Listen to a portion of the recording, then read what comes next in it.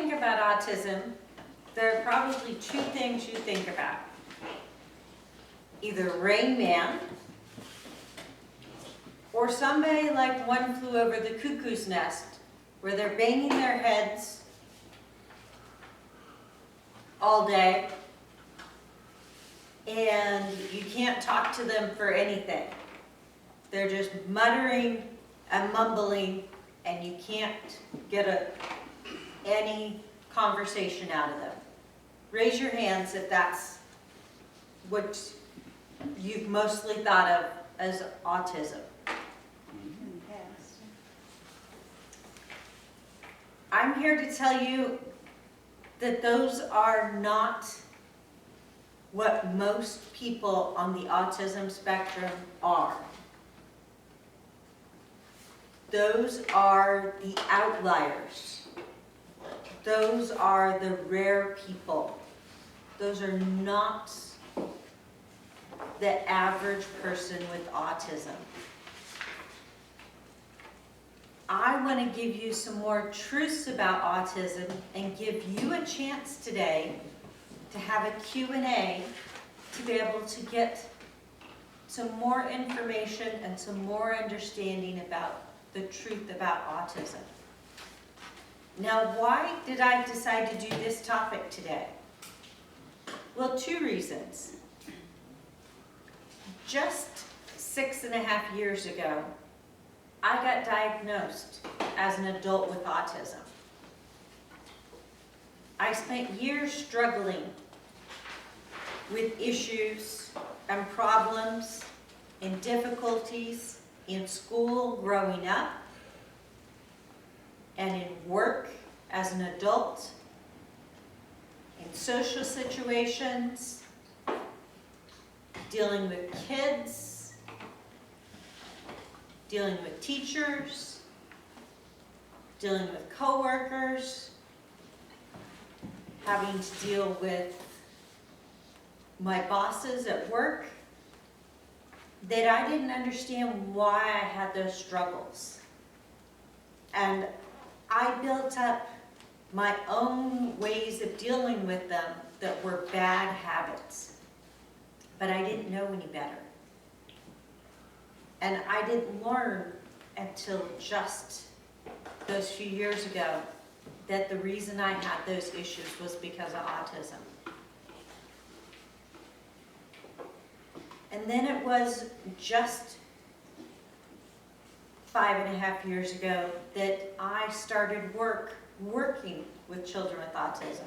I left the corporate world, took a huge pay cut to go from working at that high rate of pay of corporate America down to minimum wage to work with children with autism.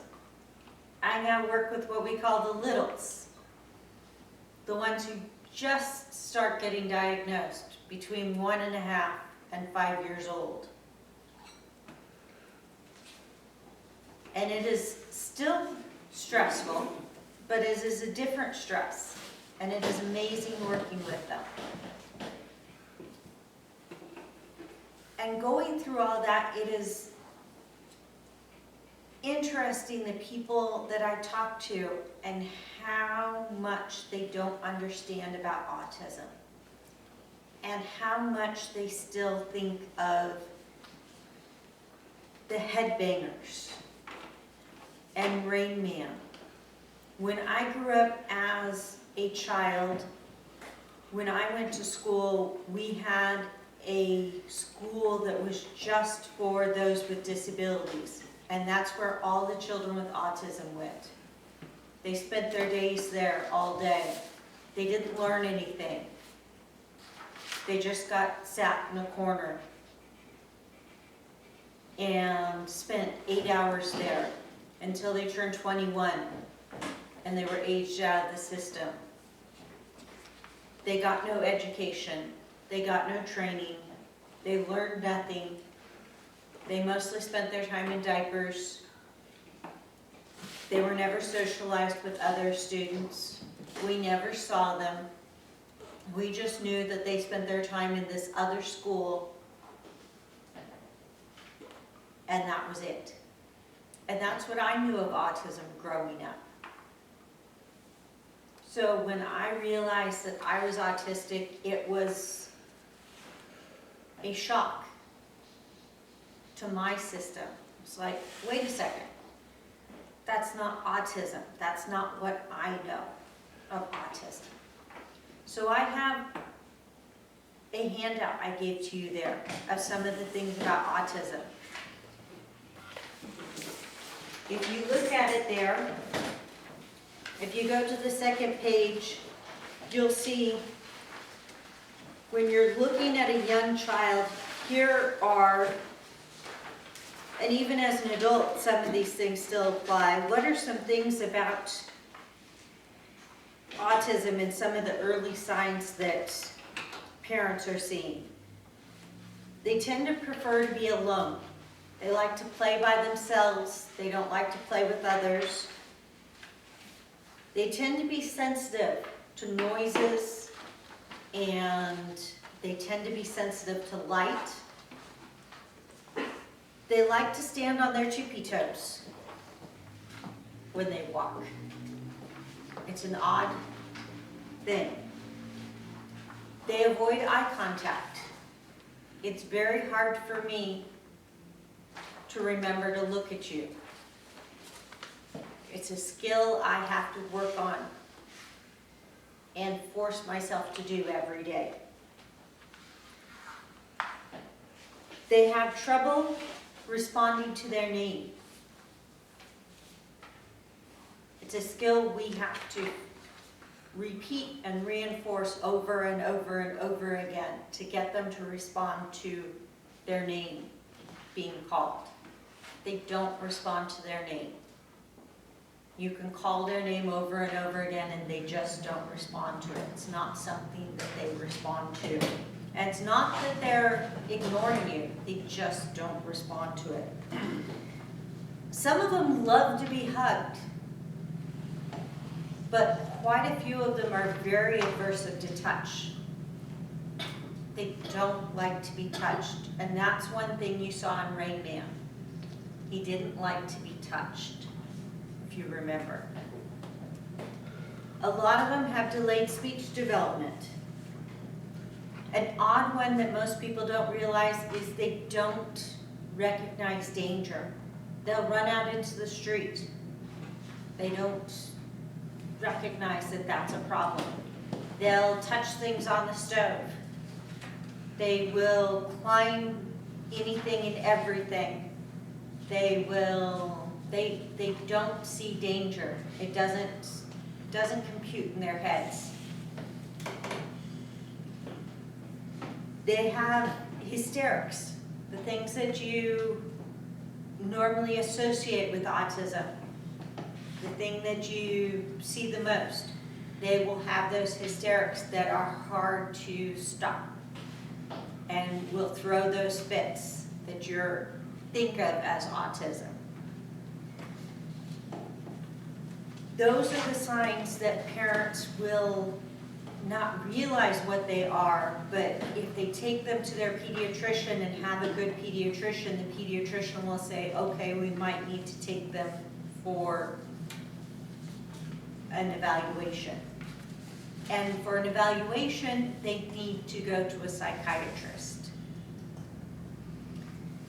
Now, I want to make sure, if you guys have questions as I'm going through this, raise your hand,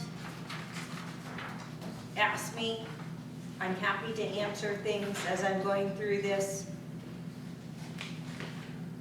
There are... David. I have one. You mentioned that between 1.5 and 5 years old is one period where the diagnosis is made with young children. My question is, since autism is considered, at least by the layman, to be a mental, if not neurological disorder, the brain is not fully developed in that amount of time. So how can doctors accurately describe that an infant between 1.5 and 5 years old has autism when their mental faculties have not been fully developed yet. What can happen is that sometimes it actually doesn't kick in until closer to 5. Some will have normal development for the first few years and it will kick in later. Some, it will start very young, and it is their brain development, how their brain is wired, and it can be diagnosed sometimes a lot sooner. Sometimes they don't. Some doctors won't diagnose it at all until they're at least 5 years old. Some doctors will recognize the early signs of it, where they have early developmental delays, and those are things that you can diagnose, and those are things they'd rather catch early, because if they can catch them in those first few years, within the 1.5 and 3 years, and they start doing therapy during those first years before they're 5 years old, a lot of times, by the time they get to kindergarten and first grade, they don't need as much support, which is what's on the first page. They can get minimal support in school and function more with their average peers, versus if they don't get any support until after they're 5 years old and their brains have gone through more of their development already, then they need more support, and it takes longer for them to get to that point. So if they get the support early on, then a lot of our kids get into kindergarten and first grade without having to have a paraprofessional follow them all day long through school. If they don't get any support until kindergarten or first grade, they have a paraprofessional follow them all day long through school, some of them. So it's a huge help to have that early intervention. That's actually a great lead into my question. My wife teaches first grade, and we know the special needs teacher there very well. And a lot of times the hurdle is parents' denial. Have you experienced that, and how detrimental is that? It is huge. We have parents, because sometimes, actually most of the time, the child will develop normally for the first anywhere from 1.5 years to 2 years. They will develop as an average child, and then the autism will hit, and they will lose the language development that they had started building. They will lose the skills. They might have even started potty training, all of those things, and they'll lose all of those skills and regress.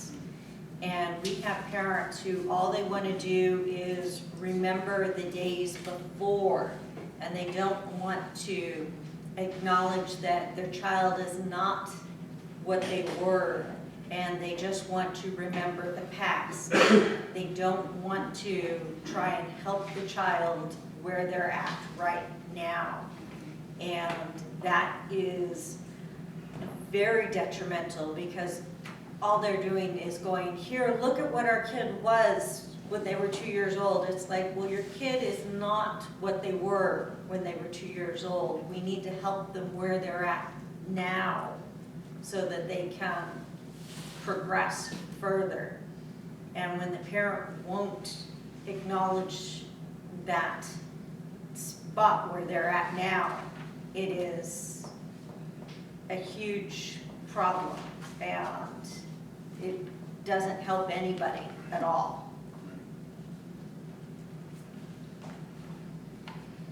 So you can see on the first page some of the levels, and you've got requiring support, requiring substantial support, and requiring very substantial support. Requiring support, even I require support. When I go out in a social situation, I do not like social situations. I do not like crowds. I do not like going out to big events. When I go to Herbie's Crack Feed this weekend, I will pick my seat at the table to have the least amount of people walking behind me, to have the closest exit to me. I will choose my spot specifically. I also have signals that are silent signals to give to Rick if I get overwhelmed, because I can't handle the crowds. So if I get overwhelmed, he knows to get me out of the crowd without me having to let anybody else at the table know that I'm overwhelmed. I don't have to say something out loud so that other people don't know that. And that's part of what we teach people in our kids, is how to let those things know. I was thinking back on Bob's question and the parents. Have you seen much misdiagnosis? Because I feel like I've heard that it's more difficult to check females than males, and we've gone back and forth with Bailey on where she's at, thinking that she may be on the spectrum, and our psychologist thinks it's reactive attachment disorder. So what about misdiagnosis? It is very much true that girls are not diagnosed, boys are diagnosed 4 times more than girls, and most people say it is a gender bias, that the boys tend to be diagnosed more often because of that girls are tended to be seen as shy and just more closed off, that they like to play with their dolls and just play with their doll houses and things like that. And so it's a gender bias, less of than being seen as a autism. And part of why I wasn't diagnosed, and they are starting to see that fact that it is a gender bias, but some doctors will not acknowledge that. So it is true that especially girls are less diagnosed than boys. And it is something that parents have to speak up for it, on it, and work on it, on that one. You may want to end your speech about noise and light. Noise and light are a big one. I have kids who will constantly try and turn the lights off in the room.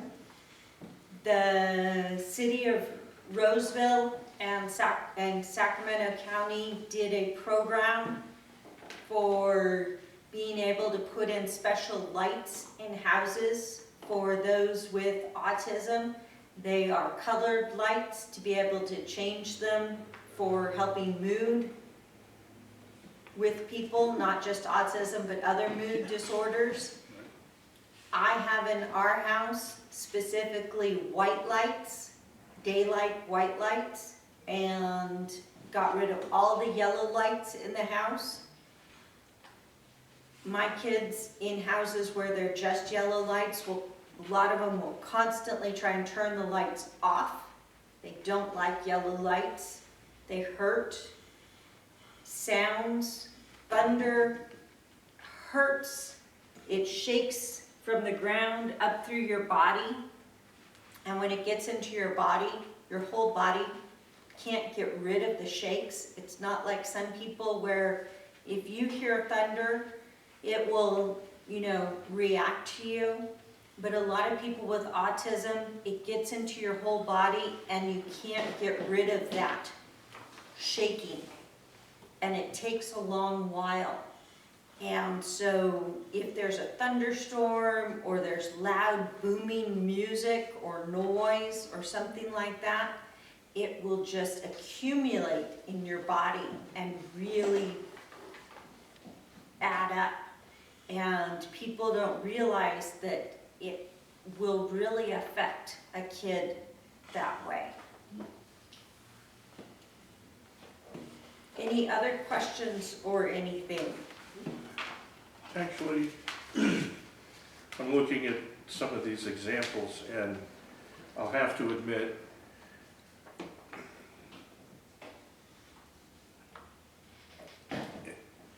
confusion.